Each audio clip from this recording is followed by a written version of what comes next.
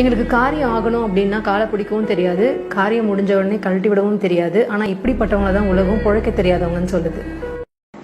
அவங்க மேலே தப்பே இல்லைனாலும் உங்ககிட்ட சாரி கேட்குறாங்களா, நீங்கள் எவ்வளோ கோவப்பட்டாலும் அவங்க அமைதியாக போகிறாங்களா, இப்படிப்பட்ட ஒருத்தரை கண்டிப்பாக மிஸ் பண்ணிடாதீங்க. ஏன்னா நீங்கள் எவ்வளோ தேடி தேடி கண்டுபிடிச்சாலும் இந்த மாதிரி ஒருத்தர் உங்களால் கண்டிப்பாக கண்டுபிடிக்கவே முடியாது.